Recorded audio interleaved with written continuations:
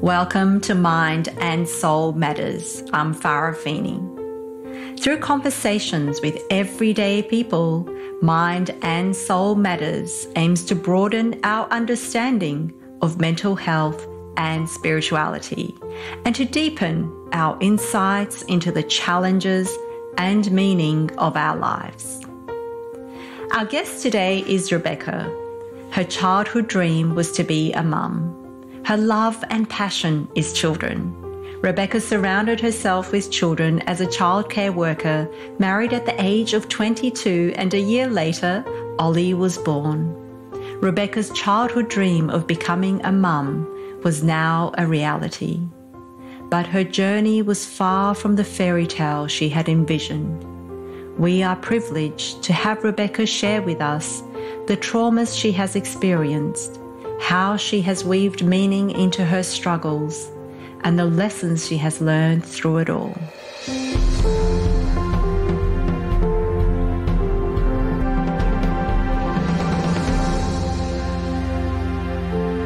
Welcome, Rebecca. It's great to have you here. Thanks for having me, Farah.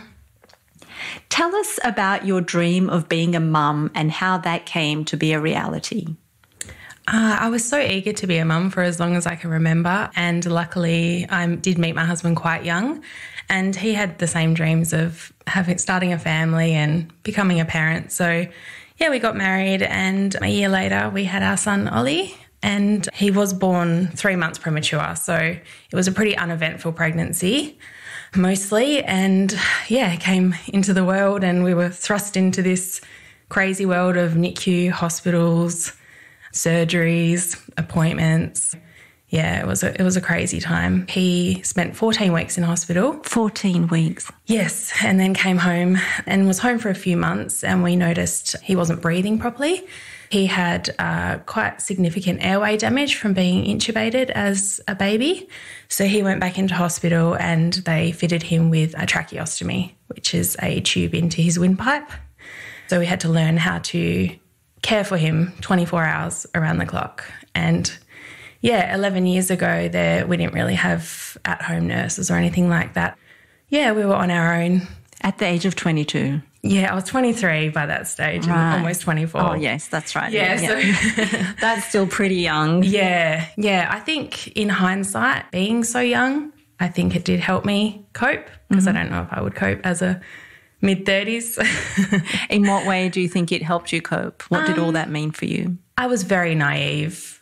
Yeah, I honestly just thought that I would just have these babies, bring them home, and just have this normal life.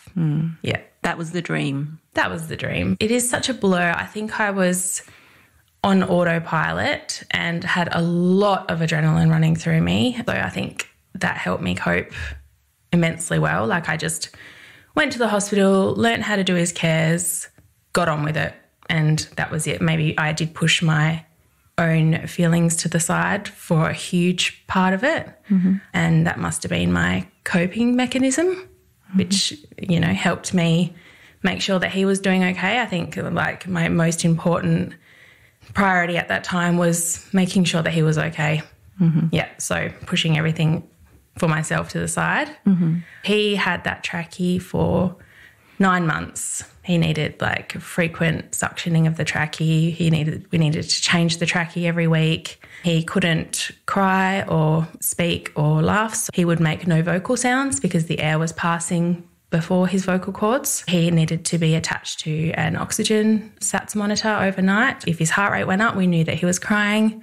And if his, oxygen levels dropped, we knew that he needed repositioning or suctioning, or, because the mucus would get blocked. Yeah, lots of cares. His little room was kind of set up next to our room, and it was almost like a little mini hospital room with all of his equipment and whatnot, and, frequent appointments. So we were at the Children's Hospital 3 times a week. My mum was a great help. Between myself and my mum and my husband, Simon, was FIFO. He was there 1 week out of 3.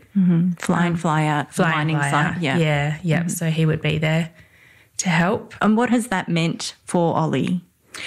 He had a he ended up having an airway reconstruction when he was 15 months old. So they took cartilage from his rib cage and reconstructed his airway, the part that had the damage.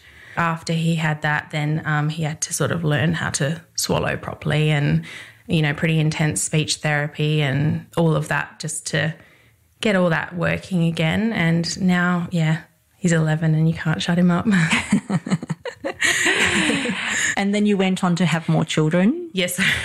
Tell us about that. So while we were at home and when Ollie was 18 months old, I gave birth to his brother, Flynn. So he was only a month early compared to 3 months early. That was a walk in the park. So we only spent 2 weeks in hospital with him. And actually when I was still in hospital, just after I had Flynn, Ollie got diagnosed with cerebral palsy. They didn't want to tell me until I had Flynn because they were worried I was going to go into early labour again. The doctors and the physios did actually have an inkling that he did have this disability. So cerebral palsy is brain damage. So it was caused from being born extremely prematurely and it affects his muscle, like motor control. So, he's graded at a level 2. So he started walking just before his 3rd birthday and he does have balance and coordination issues. And so after having Flynn, it was then having to get my head around this new diagnosis after only not long not having the trachea. Right. So, yeah. Wow, a lot to go through in a short period of time for a young... Yeah, it was just bang, bang, bang, like one thing after another. So I do have a little bit of guilt after having Flynn because I should have been really soaking up this newborn, almost full-term baby.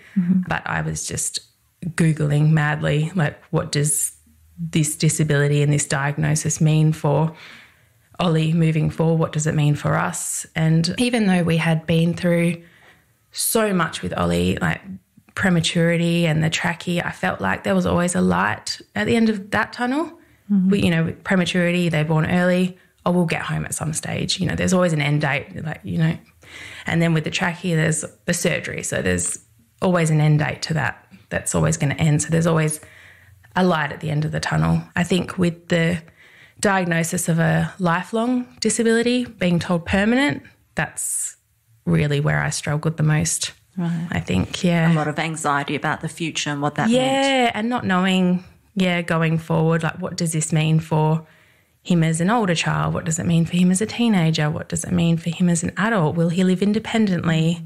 All these questions. And you worry so much as a parent anyway, but it just adds a whole extra layer of worry. Oh, I and bet. Anxiety around that, yeah. So that was all happening when Flynn was born. Yes.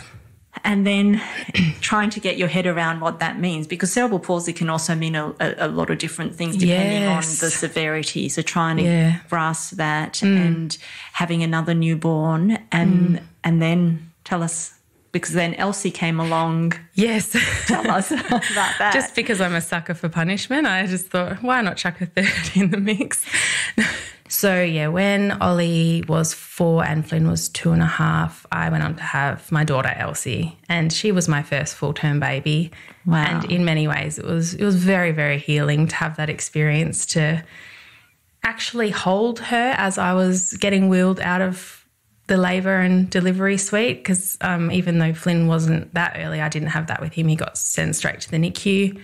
That was absolutely incredible. Yeah, it was very, very healing, and it was a beautiful moment. Did it feel like finally that dream had been fulfilled? Finally. Yeah. I think, I feel when you have had a premature baby, I just feel like it's been ripped. Everything's been ripped away from you, and there is some sort of grieving process because you're grieving, not having that normal pregnancy and not being able to bring that baby home, and even friends and family can't visit until the baby's sort of out of hospital, really. Yeah, so lots of losses of the dreams of how things should be, and things aren't quite the way they are. And then Elsie came along and it was that dream. Yeah, it was gorgeous. So Ollie was 4 at that stage and he was walking and things looked very bright. Yeah. And then? She was diagnosed with hearing loss at 9 weeks old. Also, did your world come crashing down around you at that point? Because it sounds like there's just one trauma after another. Yeah. It was, even though hearing loss in the scheme of things is not that bad, I suppose, as like, say, having a cerebral palsy or, you know, being confined to a wheelchair, or it really rocked me. Yeah, I was just like, what is going on? Thankfully, she's not profoundly deaf. It's moderate, but she was fitted with hearing aids at 4 months old. And just learning this other world. She had to have speech therapy, and obviously being fitted with the hearing aids and then being part of the deaf community as well. It's like it's just another thing, just an extra thing. Yeah, so it was hard. Now it's not so hard because I can see that her prognosis is fine. Like, she did all the early intervention, but at the time, yeah, I really struggled. Yeah, because it was just like, why me? Yeah, why me? Yeah. And it seems like the different things that have happened along the way are kind of unrelated, like Ollie being born prematurely and Elsie having the hearing issues. They don't seem to be related, but it just seems to be like one thing after another after another. I think that's what's hard about it, because if, you know, you have all the same issues, you realise there's a common reason why. But, yeah, being all different, it's kind of like a slap in the face because it takes you by surprise because you're not expecting it. Through the whole process, what would you describe has been your darkest moments or the most difficult aspect of what you've been through? I think it was when I had Elsie and I was on such a high and then to be dragged back down into another world of learning about a new disability with my full-term baby who, I mean, yeah, in my eyes I was like, oh, perfectly healthy, you know, no medical issues, and then being told that she does in fact have medical issues. It was really, really difficult. Yeah, I really, really struggled through that time. I think initially I just got on with it and sent her to, you know, get speech therapy, and we did the early intervention. And then maybe when she was about 2 and everything had kind of settled down and everything was ticking along normally, I think then within myself I sort of had went through a really, really dark time. And I don't know if that's because maybe the adrenaline has worn off and, you know, when things are normal and then you just kind of sit back and you're looking at what's happened. And what did the dark time look like for you? What did you experience? To be perfectly honest, I just really just didn't want to be here anymore. And I just found it quite difficult to, get through the day. And from the outside, I, you know, was doing all the right things, you know, taking the kids to their therapies and house was spotless. But inwardly I was, struggling. You didn't want to be here anymore? No, I really didn't. You felt suicidal? I did feel suicidal, yeah. I think it all came to a point where my husband, I think one day I just had quite a bad anxiety attack, and I had always had a little bits of anxiety, but I think it just really, really came to a head and had such a bad anxiety attack that I physically couldn't speak, and he didn't know what to do. He was just beside himself. Yeah, after that point, I decided to get help. I booked in to see a psychologist. I was put on anti-anxiety medication, which I was always very against. I think I'm too proud and I don't like to admit, you know, if I'm struggling. Like, I like to have this facade like everything's fine. You saw it as a weakness? Oh, such a weakness. Yeah. Not for other people. I don't look at other people who seek help or take antidepressants as a weakness, but I saw it for myself because I think I'm very, very hard on myself. But it just got to a point where I just could not stay afloat. I just was, it was very, very difficult time. So I feel like the antidepressants saved my life. I feel like they really took that edge off, really took that anxiety away, really took that cloudiness away from my brain and helped me think clearer. And I did speak to someone, and after I think it was about 3 years, I was able to come off them. Yeah, and that's amazing that you had I don't know if it's courage, I don't know, you might be able to explain it better, but, you know, people can be in a dark place, feel suicidal, and when that feeling comes, it's not just about feeling down and depressed, but it's about not seeing a way out. That's where we can go down Yeah. that path of suicide. Yeah. But you reached out and you went and talked to someone and you did what you were told to do, even though that might have not sat completely comfortably with you taking medication, but you realised that that is what was best for you and possibly for your family. Yeah, I think obviously the kids have always been a priority. So and I feel like my anxiety did come out not in that much anger, but I was getting frustrated over things that really shouldn't have been frustrating me. Like, if just little things, if there's stuff on the bench, just really, and I felt like that was my anxiety coming out in this frustration with my kids. Well, I think every parent can relate to that. Absolutely. Absolutely. We do it all the time. Yeah, absolutely. And it's completely normal to feel frustrated, but it was daily, and it was from the moment I woke up to the moment I went to bed was just this pure frustration. But really it was my own mental issues that were going on in my head that made me not be able to cope in my day-to-day life. So I was, thinking I can't be this. This is not the parent that I want to be. So, I had to put my pride aside and seek the help, which I'm really, really glad I did. And I'm a big believer that in our darkest hours there are gifts hidden. On reflection, what do you think were the gifts hidden in those dark moments for you? I feel like, one of the biggest gifts was really making peace with the fact that this was the path that was meant for me, and being really, really grateful because all my kids are here, and now as they get older, they are walking, talking, on the whole, they're generally quite content little beings, and you really have to look at the bigger picture. There's so much going on in the world and people have so much going on in their lives, and I'm just so grateful for them, and I feel like they've taught me a lot. Yeah. So gratitude and acceptance of what the path is. Accepting. Wow. They're big lessons. Accepting that this is my life and the path that I'm on, and, making peace with that. Yeah. And I know in the past you've mentioned to me that your children have special powers. Yeah. So what are their special powers?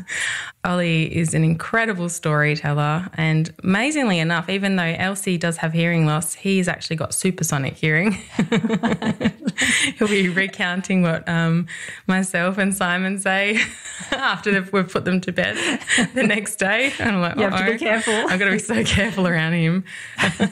Tell us about Flynn. Yes, he was actually diagnosed with autism as well. There we go. After, I think I did know for many years, but there was so much going on and I don't think I was mentally prepared to hear another diagnosis. Yeah, it was only last year when he was 9 that, he was diagnosed with autism as well. So cerebral palsy, autism and hearing loss. Yeah, 3 totally different things. Wow. Yeah. And yet you have found gratitude and acceptance around it all. Yeah. Let's talk about Flynn's special power. Oh, gosh, he's amazing. Yeah, I actually, all the things, I definitely don't see autism as a disability. Not on his level. I do understand that there are families that have children with quite severe autism, and that can be quite heartbreaking. His is quite mild, so he's got a brilliant mind, and I just, he's so affectionate, even though he wasn't when he was younger, and he's so empathetic. Like, if I'm upset, he's the first one to come over and give me a hug, and so he's a beautiful child. So I definitely don't look at that as a disability. Yeah. And what about Elsie's special power? Yeah, she's incredible.